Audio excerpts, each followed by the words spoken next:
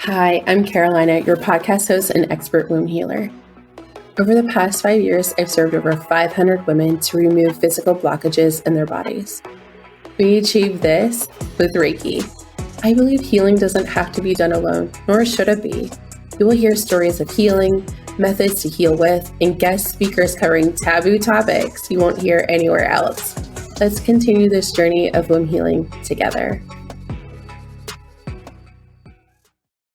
Hi, I'm Carolina, your podcast host and Reiki master and womb healer. Today, we have an amazing guest on our podcast. But before we get to that, if you would like to support the podcast, please leave a rating and review on Apple Podcasts and share on social media. And be sure to tag us at the Carolina Sotomayor. So today we're talking about conceiving after cervical cancer. And our guest is Renae. And Renae, how are you doing today? Thank you for being here. Oh, thank you so much for having me. I'm so honored to be here. We're so lucky to have you. Can you give us a background as to where you're from and a little bit about you? Yes, so I'm Renae O'Neill, and I'm first and foremost a wife and a mum of two.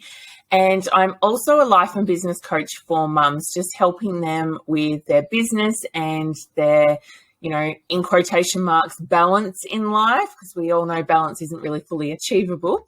I'm actually in Australia, so I'm here in Australia. It is springtime finally, so it's getting to the point where our weather's starting to warm up, which is really lovely. Oh, wow. It's starting to get cold here because we're going into autumn. We're going into fall. I'm in the Midwest of the United States, so I'm like right in the middle of the US, and it's starting to get a little chilly. So opposite changes of season. So we're ending our year and you're starting your springtime. Oh, I love spring. Yeah, it's actually quite lovely, isn't it? Because it's that time of year where flowers are starting to bloom and the weather's starting to warm up, which is really nice. And you get that feeling of like, oh, summer's coming, and all the excitement that brings, especially with kids as well. And, where I live in particular, we have land. And so there are baby lambs being born in the paddocks all around us at the moment. So it's very cute. I love that. With being in Australia, is life slower? I mean, do you feel like life is fast paced there, or is it slower than maybe compared to US? Yeah, it's definitely slower where I am because I'm in Tasmania. So I'm at the very, very bottom end of Australia, and it's very small community where I live. So, from where I live, I can drive to the beach, to the mountains, to the countryside. Like, it is very small here. And it's funny because I grew up here, so I have never left. And I just love it. Like, it's just one of those places where there's just so much here, and, I'm not a hustle and bustle city kind of girl, so it kind of suits me perfectly. Wow, so you have the beach, the mountains all in one area. Yes. That's amazing. I've only experienced that one time. I bet you that's really beautiful. Yeah, I mean, it's something like, it's funny, isn't it? Like where you live and the environment you're around, you kind of take that for granted because it's just where you live, it becomes your normal. So for me, I'm like, yeah, that's normal. But it's not until you talk to someone else and they explain where they live and what it's like where they are, you're like, oh, wow, I'm pretty lucky to have all this at arm's length to me. So, yeah. We have a lot of corn and a lot of cows. A lot of corn, yes. A lot of farms, a lot of cows. There's more cows than people. That's for sure. Wow.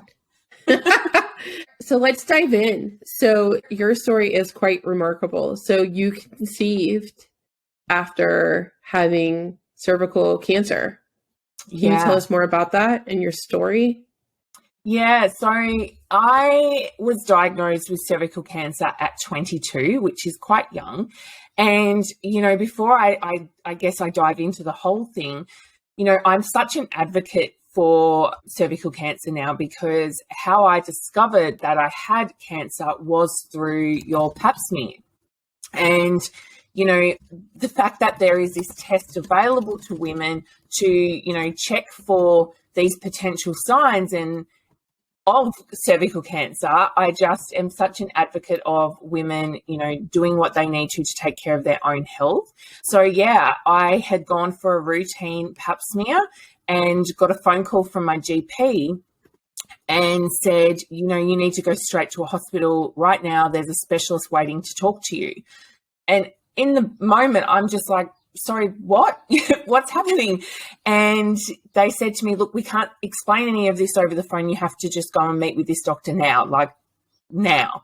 So I was at work. I dropped everything. I went straight to this hospital to meet with a specialist. And there was something inside me that told me, I was 22, that told me, call mum and get her to come with me, because whatever this is, it's obviously there's something going on here. So I quickly rang my mum and picked her up and took her with me. And we went in there and I walked in, and as soon as I said who I was, they took me straight to this doctor. And I sat down, and it's one of those things where the doctor says cancer and you just forget everything. Like, you just go into this own little world of, you're just bewildered, like you're just in so much shock that this doctor has just said this. And, for me, it wasn't like a situation where I had symptoms or I had pain or I had something going on and it was being investigated. This was just a normal everyday routine pap smear, and all of a sudden I'm being told I've got cancer and I have to go and have a surgery at our big hospital. And so I remember just being in such a state of shock for a long time. And I think too, the naivety of being 22, I was like, this isn't the sort of thing that happens to young people. We know that that's obviously not the case at all, but that's the sort of feelings I had. And I just remember being really shocked. And, from there, it's all kind of a rush situation. Obviously it's urgent and it's something that needs to be taken care of really quickly. And so, from there, I had to go in for my first procedure, which was really daunting for me because I had never had a surgery before. The only thing I'd ever endured medical was some stitches when I was a kid and fell off my bike. Like, I had never had anything done before. So I remember being really scared about the surgery. And the scary part about when you are diagnosed with cancer, and I don't know if this is everyone's experience, or at least this was mine, is it's also a scary time because you're never actually told what's going to happen. So, I'm told that I have to have this surgery, and I'm asking, what's the next steps from that? And I'm being told by the doctors and specialists that, we just need to take care of this first, and then we'll look at what happens from there. And so you're constantly like in the dark of not really knowing what's going to happen next. And after this experience, I ended up working in a hospital. So I'm now aware that, the doctors can't really say, because they don't know what your next step will be until they deal with this first step. So yeah, I had that surgery, and unfortunately they didn't get all the cancer. So I had to go back in again, and they still didn't get all the cancer. So they had to go back in again. So I ended up having 3 surgeries to deal with my cancer. And the final surgery was a situation where they said to me, if we can't get it all in this surgery, then you will have to have a hysterectomy. And at 22, I don't think I fully fathomed what that actually meant. Of course, I understood that having a hysterectomy would mean that I would not be able to have children, in a natural sense. But I think at 22, the thought of having children, it's not something for me I personally had thought much about. I wasn't someone who, from being younger had always been like, oh, I can't wait to be a mum. I never really had that. So it was just this daunting experience. But very, very thankfully, that 3rd surgery was all I had to have, which I count my blessings every day for that. I now, being a lot older now, I really understand just how lucky I am that, for me and my journey with my cervical cancer, it was just 3 surgeries. And, not to downplay, not to be like it was just 3 surgeries, but, the experience of that compared to, I've got loved ones who've recently just, been through their cancer journey of having to go down the path of chemo and radiation and, all that endures. So I feel very, very lucky that that was my journey with it. Having said that, it was, 6 to 8 months of total fear, worry. It was a very scary time because it was just so daunting, the whole thing. And one thing that for me, I feel grateful for as well is a memory that always stands out for me with my cervical cancer journey is I had met my now husband only a few months prior to my diagnosis. And, I remember speaking to him early on and being like, I am told that my fertility is going to be affected by this because, even though I didn't have to have that hysterectomy, it meant that my cervix had been removed to the point where there wasn't a lot of cervix left, which you need to carry a baby. And I remember having a conversation with him, if you want to have children one day, like down the future path, then perhaps I'm not the person for you, having that really open and honest communication with him because we were so early on in our own relationship. And I remember he said to me, whatever happens, but I'm here to stay. And so when I look back on my cancer journey and I think about the time that I endured those surgeries and the worry of it all, I'm also have this mixed feeling because I also remember, the start of my relationship with my now husband and how supportive he was with me through that time as well and how grateful I am to have had that. But, having that so early on did have an effect on fertility because, when you are pregnant having a baby, your cervix role in a pregnancy is to help support and hold baby in there. So for me, I was told that, my chance of conceiving wouldn't necessarily be a problem.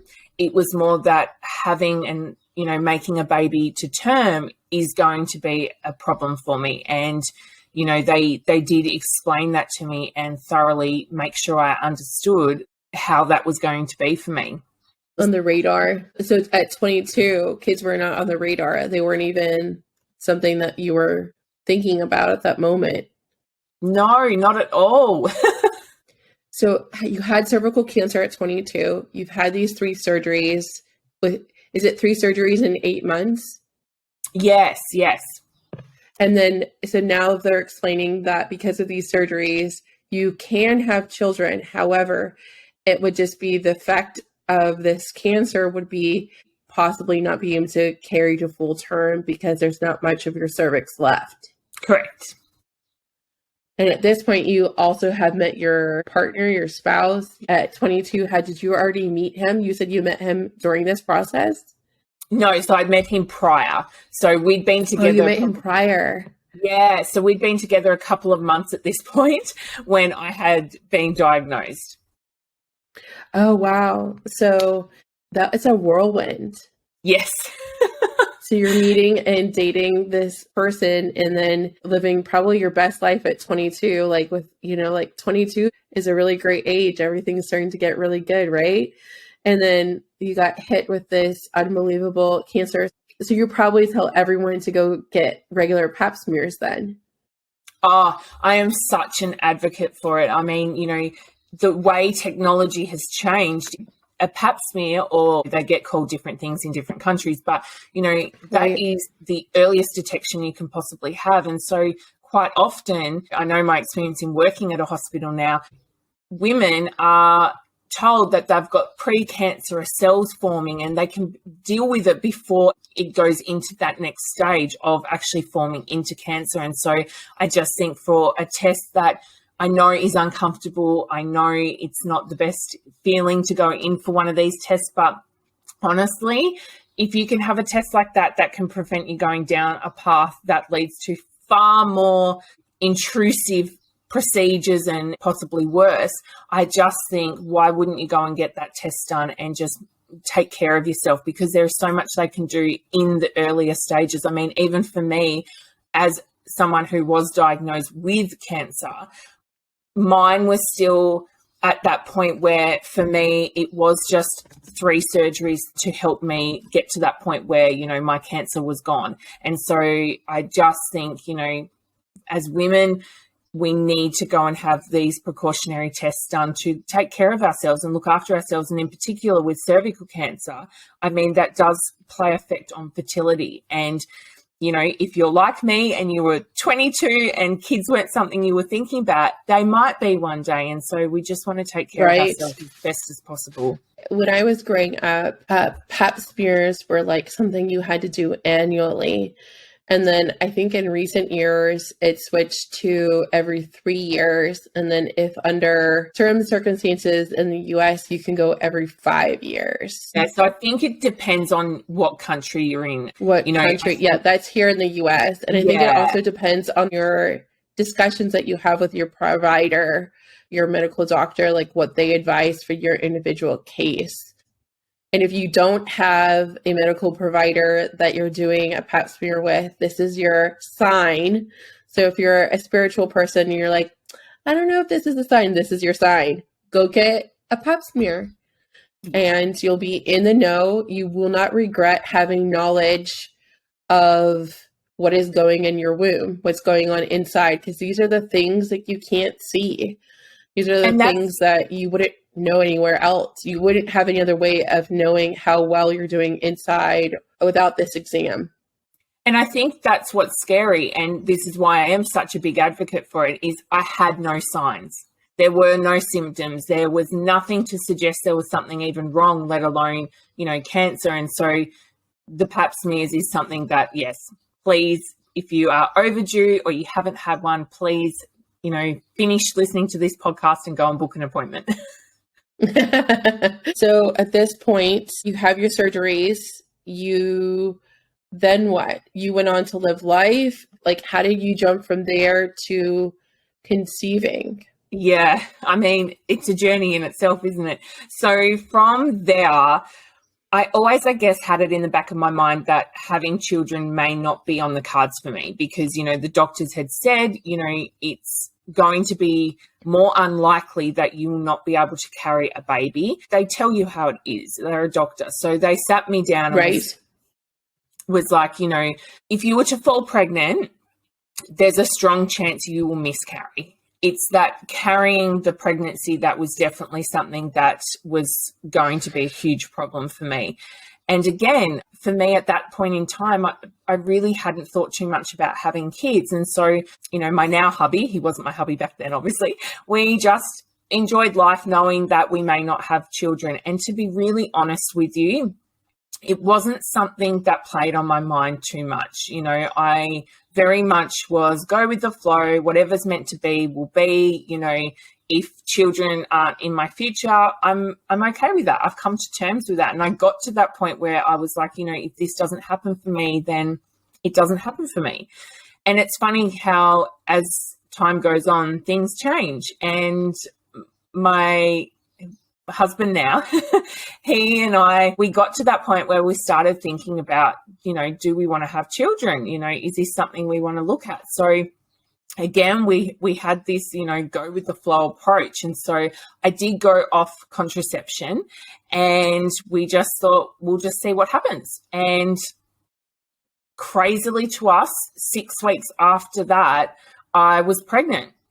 And I remember being really shocked because I had so many friends and even family who had a lot of trouble conceiving.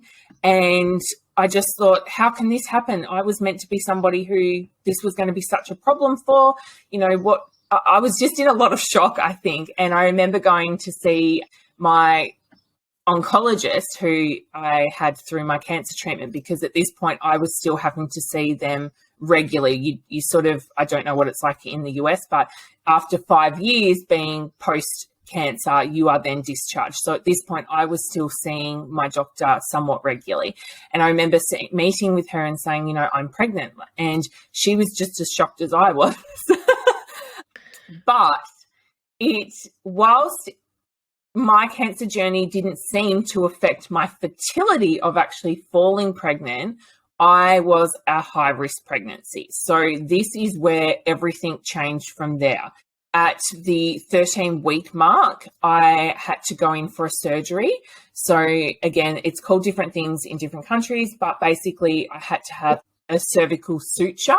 So that is where they go in and they basically put stitches in your cervix to basically close your cervix up. Because for me, I had a very limited amount of cervix left, and as I was explaining before, that's what holds your baby in. That's what keeps everything in there, everything's safe. And so I had to go in and have that procedure done, which felt really scary because I was pregnant and I'm going in to have this procedure. And then from there, I was very closely monitored. So I had to see the obstetrician every single week. They had to check my cervix every week to make sure everything was holding in as it should. But what ended up happening throughout pregnancies, there was a lot of times where my cervix wasn't holding up, and they were getting really concerned that things aren't going to work out very well here, because basically if your cervix start opening up, you are effectively going into labor. And obviously when you're pregnant, you don't want that happening up until at least 32 weeks. And even then, that's really not ideal. But for me, my doctors were like, we just need to try and get you to 32 weeks so we can try and deliver a healthy baby. And it was so stressful because all of a sudden I'm realizing just how big the implications are of this pregnancy. Not, if things don't go well. And, I remember meeting with my doctor and she checked my cervix and said, things are not looking good here, Renae. We're going to have to put you on bed rest. And I was like, bed rest?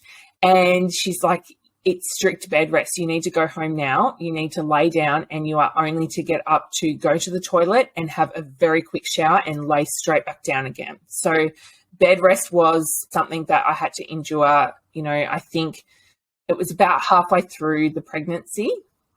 And I remember at that point, the enormity of it really hitting me, like, oh my gosh, this is really serious.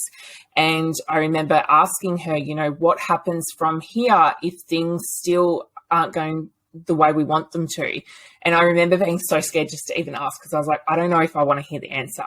And she said to me, I would have to go to our nearest big hospital, which is about a 3.5 hour drive, which for some people doesn't sound far, but for us, it's like the other end of our state. And she said I'd have to be put on hospital bed rest for the rest of the pregnancy. And at this point, I think I was 19 weeks. So I remember being like, that is still, 4 or 5 months of bed rest.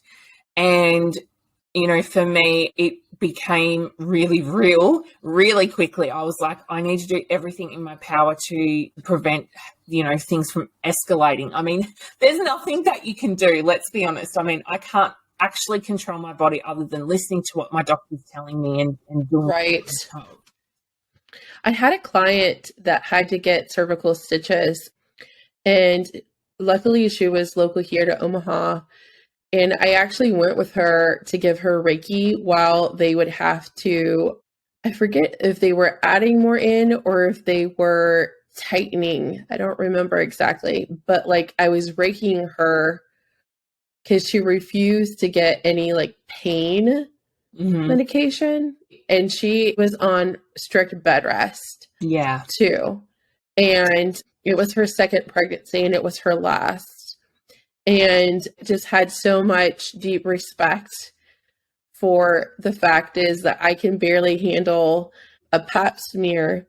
And here she was getting stitches. And she had, at that point, her husband was traveling and she didn't have any family in the area. And I gave her Reiki through the rest of her pregnancy and even after baby was born. But it was always a scary, very, very stressful time for her of all right, how much have we faced? How much is left? And how close are we?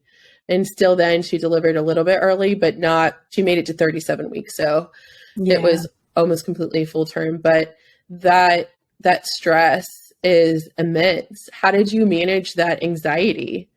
Honestly, it is a lot. And, obviously you've been able to witness that. I remember at one point, I remember I was on my strict bed rest, and so I'm laying down, and I remember my husband coming home from work, and he'd set up the living room like a hospital, basically. He'd wheeled our bed out, so I had the TV. He got a little bar fridge, and it sat next to my bed so I could eat and drink without having to get out of bed. Like he set everything up for me, and I remember him coming home from work, and I burst into tears, and I was like, I'm just an incubator. I'm just laying here looking after a baby, and this is now my life. There were so many emotions involved, because when you're pregnant, there are a lot of emotions involved. You know, you're most of the time you're excited, and you're, you know, getting excited for what's to come. I mean, of course, there is still always that worry and things inside as well of, you know, hoping that everything is going to go well. But this was just enormous stress and worry, because at any moment I'm like, what if something goes wrong? And, you know, there's just so many what ifs in play.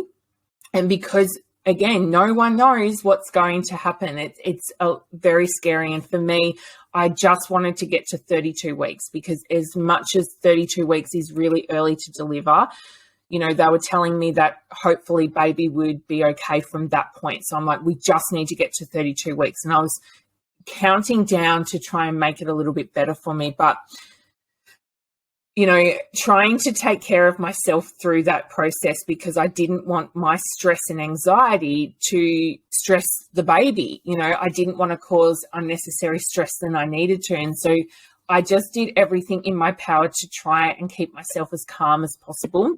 And I would often just visualize, you know, having baby in my arms. I mean, we didn't know what we were having. We didn't find out. So I would just picture, you know, walking around holding baby, and, you know, I would just try and picture like this end destination of everything being okay. And I think that was sort of helpful. But I think it was also reaching out to, you know, my friends and family and getting their support as well, because, you know, being able to talk about how you're feeling, you know, is actually very valuable and helpful. And I also remember at the time, I mean, you know, this is a long time ago now, so it, you know, social media wasn't quite what it is these days, but there were some Facebook groups that had, you know, been going on. And I remember finding a Facebook group of women who had, you know, high risk pregnancies. And I actually found women exactly like your friend who had been through what I was going through. And I was able to reach out to some people, and, you know, that was so comforting, because I just wanted to talk to somebody who'd been through what I was going through, but, you know, had that happy ending. I wanted to know that there was hope that this was going to be okay. And I found that really helpful as well. But the pregnancy itself, I mean, you know, here I am now, and that baby that I'm talking about is now 9 years old. Well, she's nearly 10. And so, you know, she was born early, so I managed to get to 36 weeks, and she was born healthy, which I was very, very thankful for, because obviously when you have a baby early, there can become, you know, issues when you have a premature baby, and in particular with the lungs. I remember having steroid shots early on just in case baby came a bit early, but I was able to deliver at 36 weeks, and, you know, I'm just so grateful to have her. And I think because of the journey that I'd been through with the high-risk pregnancy, to finally have a healthy baby in my arms was just, I mean, everyone, when you have a baby, it's this, I call it the love bubble. You get in this bubble of love and happiness and so much joy of like this beautiful human that you've created. But for me, it was just, it was that, and also this end of this period of time that was just so hugely stressful, full of anxiety, worry. And it was just, it felt like I can breathe again. You know, this is finally here. I've gone through this and, you know, had my beautiful baby. But, you know, from there, I did go on and have another 2 pregnancies, both of which were high risk. But unfortunately, with our second baby, we did lose that baby. So at 15 weeks, unfortunately, I did have to deliver, which obviously was quite a an awful thing to experience. And it really put into focus just how lucky I was to have had our first baby and to have, gotten to that point of 36 weeks and been able to have a baby in my arms. So it's interesting, looking back on my experience with, pregnancy, because there is definitely highs and lows to it. And, we all experience that, unfortunately, I don't know about the statistics in America, but in Australia, it's like 1 in 4 women experience a miscarriage. And so there's it's exactly the same statistic. It's 1 in 4 women that experience a loss. It's 1 in 8 that experience infertility issues. So, it's the same, 1 in 4. Mm. And it's the same number. I know more women who have lost a baby through miscarriage, pregnancy loss, if it's further along, than I don't, but I think that's also my line of work. Yeah. So the thing is that here in the States, we don't talk about it enough.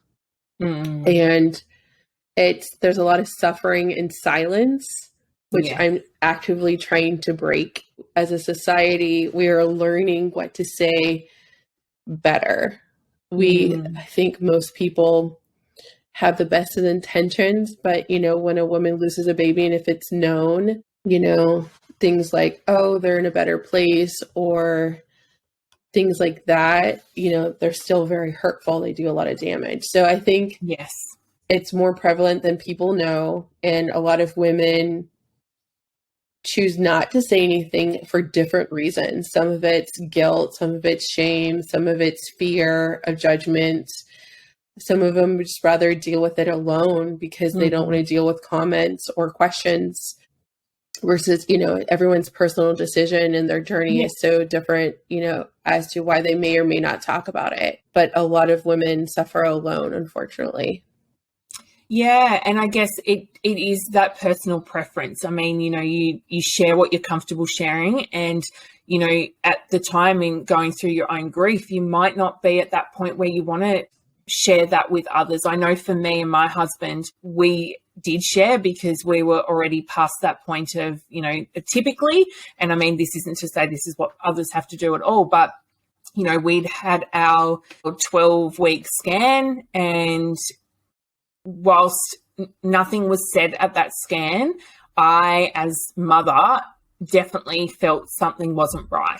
And I will never be able to explain that other than just I had this inner knowing of something just doesn't feel right. And I remember saying that to my husband, and my husband is the most grounded, calming person. And I'm sometimes the complete opposite. And I remember him saying to me, no, you're just worrying because of, the pregnancy we'd had prior, like everything's going to be okay. He was trying to reassure me, but I just had this knowing that something wasn't right. But for us, we did share with our close friends and family about our experience. And I personally found that very helpful. And I think, again, this is a very personal thing that, you have to do what feels right for you, and only you can know that. But for me, having the support of people around me was really helpful in dealing with that grief that we experience, because, it's a lot to deal with. And, for anyone that has experienced that, and as our statistics show, that is a lot of women, my heart goes out to you because it is such a lot to deal with. And, for you, Carolina, I love what you do in helping women as well. And we need more people to talk about these topics so people feel less alone in their journey, because I think that's what often happens is you feel really alone in the journey and experience. And in particular, if you've not shared what's going on, even more so because you haven't got that support that you probably need. I find that the people that I end up working with don't have the support, or they're doing it alone in some capacity, or there's an absence of a partner, or there's a lack of knowledge on how to support the person who's trying to conceive or who has lost a baby. Sometimes this is as simple as like they don't know what to say or do or show love.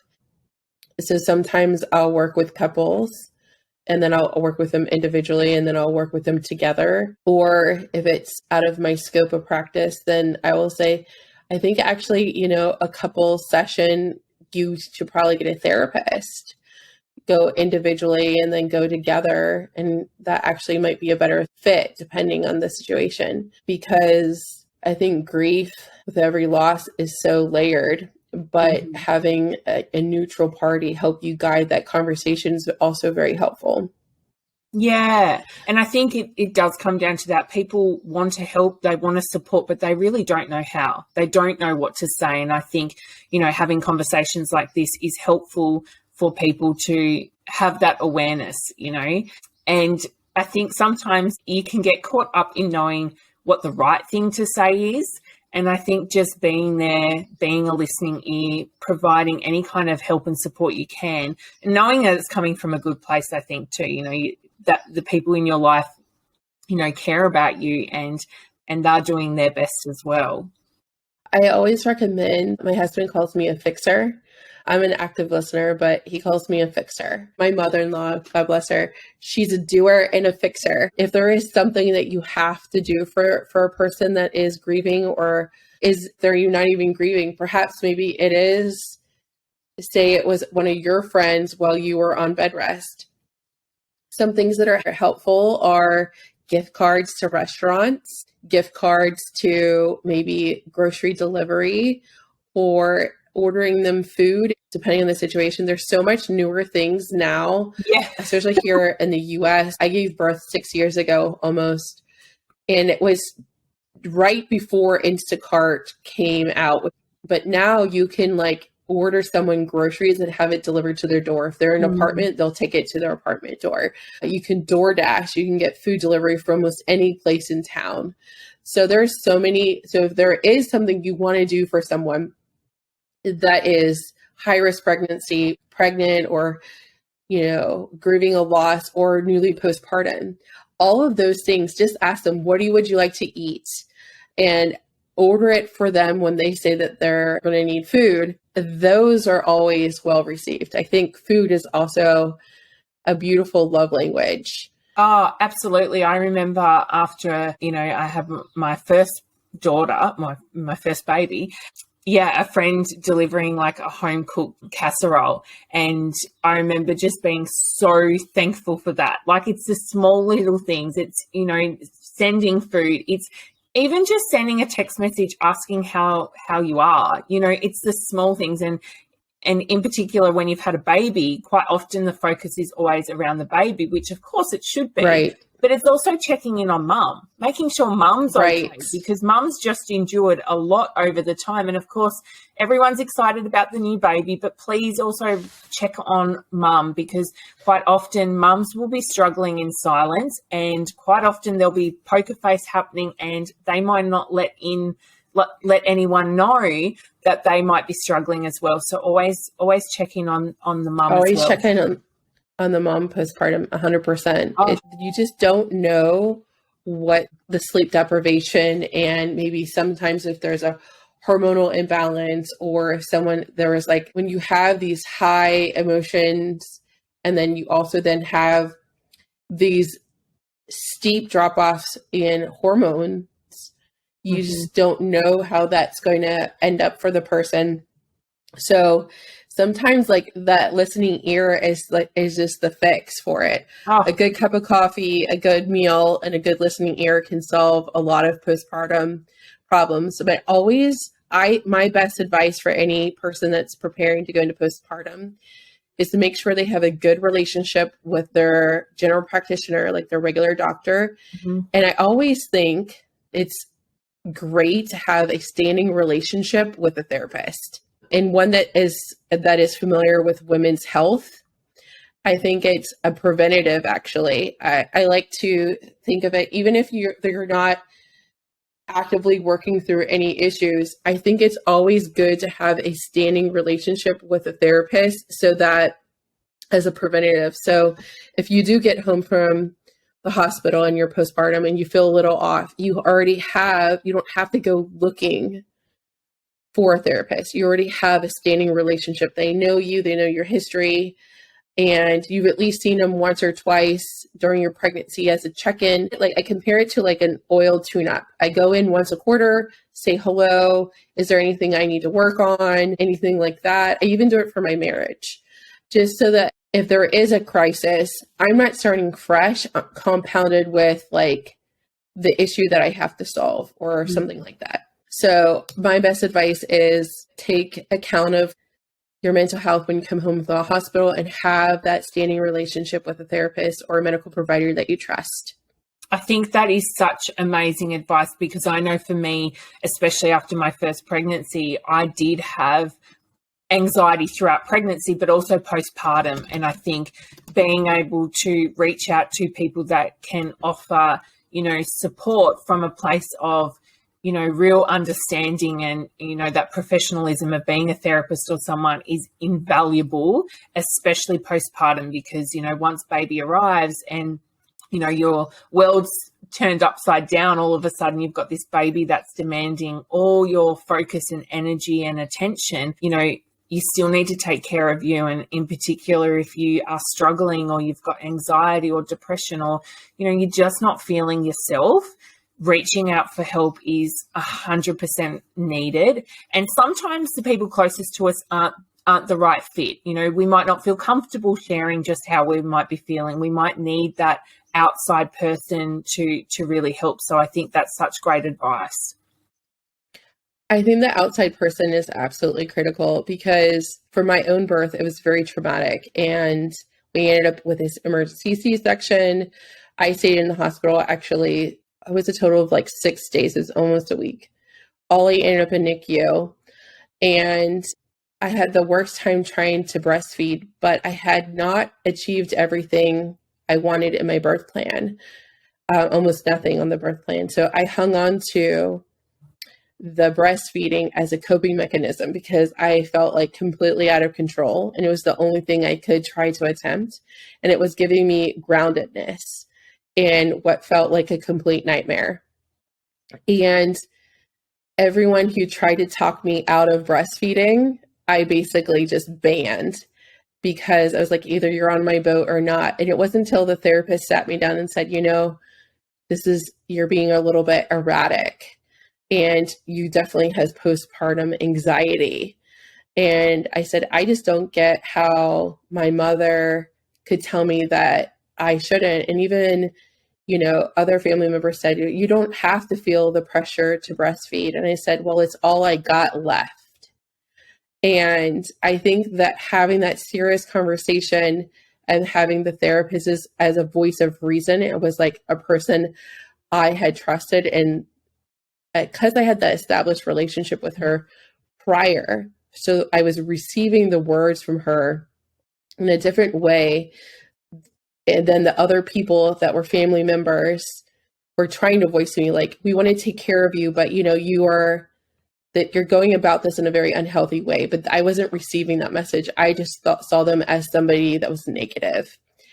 So versus therapist, it's like, okay, you can go about it a different way. Here's an option. And then it helps me come up with a plan.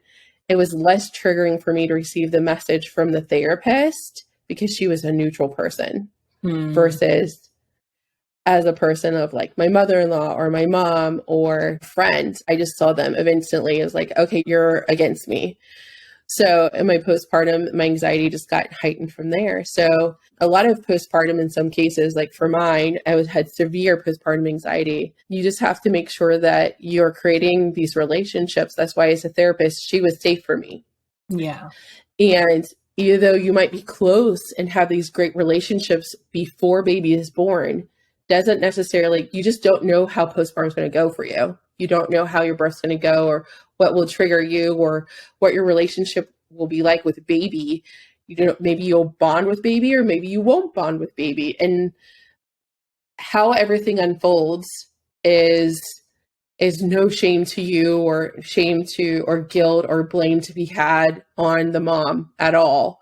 It's just making sure that you have the support, and you're building the support ahead of that time period. That's the biggest mistake I see moms to be make, is they haven't built the support or the community necessarily beforehand. And that's not necessarily all with friends and family. It's also with their, like, let's plan the postpartum. Let's preventively make sure we have everything in place to make sure you have the best care possible. That's my best advice for anyone that's struggling in pregnancy. Go see a therapist, go see your doctor, and see what options you have. Because I learned in postpartum that I most likely had prenatal anxiety, which, is basically pregnancy anxiety.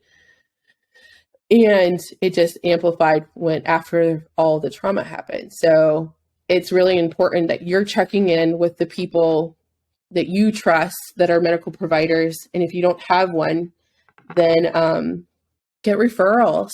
Those mom groups in your local area are priceless. Here in the States, if there's a town, you get, and any type of mom, there's if you want to be a crunchy mom and into the essential oils, and you join the natural parenting group or maybe just the one for your town. I'm in all of them. And get referrals if there's a particular doctor you're looking for, or a style of therapist, or a style of even pediatrician, whatever it may be. Just make sure that you're actively seeking out who you need to talk to. Renae, if there was any advice you were to give to a mom that's struggling in their pregnancy, what advice would you give them? I think just knowing that you're not alone. I know for me, I felt really isolated in my pregnancy. And, I think because I'd look around and everyone in my world hadn't experienced anything like I had experienced. And so, as I shared, I sourced out a Facebook group and found other women who had been through what I'd been through. But I think my best advice is exactly what you were just talking on then. It's reaching out for help. And whether that is loved ones, whether that's a friend, whether that is your therapist, whether that's a coach, whether it's someone you've connected with online, someone like yourself or me, there's people that are there and more than happy to support you. And I think just speaking out when you're feeling like that, because, struggling alone, honestly, is far worse from my personal experience than speaking to somebody and getting the help. And so I think just knowing too that it is only temporary, just doing what you can to take care of you and really making sure that you are a priority for yourself, and reaching out for help is, I feel like that's the whole premise of this podcast episode, is just acknowledging how you're feeling and then taking the paths to getting the help that you need, because more common than I think women realize. And I think talking about it like we are here just goes to show that more people have experienced similar things. Prenatal anxiety and postpartum anxiety is something that I too have experienced as well. And so, if you are not feeling yourself, then definitely reach out for help. Could you tell listeners how they can get in contact with you and where you are on social media? Yeah, so my favorite place to hang out is over on Instagram. So you'll find me at Renae.O'Neill.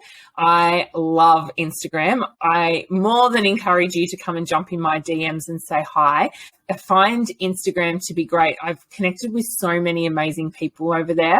And so I definitely would love to connect with you over there. And then I also have a podcast as well, which has just been rebranded. So that is the Mum Boss Podcast. So you can go and check that out as well.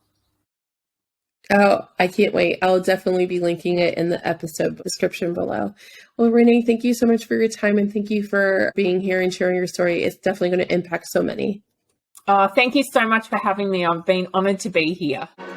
It was an honor to connect and serve you this week.